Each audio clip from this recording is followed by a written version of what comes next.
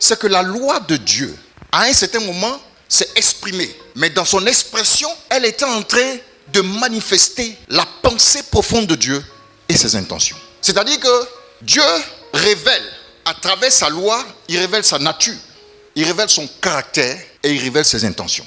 Cette intention-là, elle s'est manifestée avant que la loi n'apparaisse aux yeux des hommes. Les hommes ne connaissaient pas la loi de Dieu. Mais l'intention de Dieu s'est quand même manifestée dans notre Père, le Père de la foi. Abraham, Isaac et Jacob ont subi les conséquences de la loi sans être informés de la loi. Alléluia.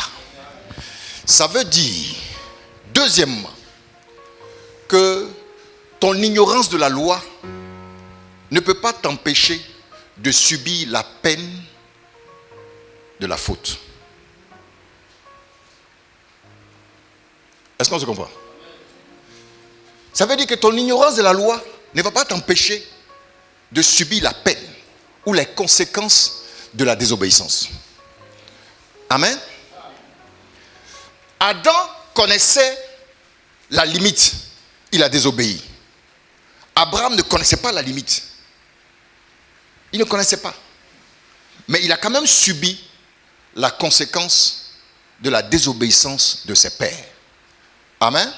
Ça, c'est la première chose à noter. Deuxième chose à noter, c'est que Abraham va commencer à vivre sa relation avec le Seigneur. Et Dieu va frustrer Abraham à cause de l'adoration de ses pères. Amen. Mais on voit que dans la marche avec Dieu, arrivé à un certain moment, Abraham va prendre la victoire. Amen. Abraham va prendre la victoire, n'est-ce pas? Comment Abraham prend la victoire? Sa femme Sarah devient enceinte. Amen. Deuxième constat, c'est que bien que Abraham prenne la victoire sur la frustration en ce qui concerne la punition divine, Isaac va subir la même frustration.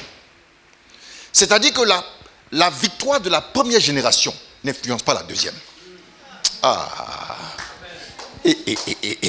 La victoire de la deuxième génération n'influence pas la victoire de la troisième génération. Parce que Jacob va subir la même situation. Ça veut dire que Dieu est un Dieu qui tient fermement à sa parole.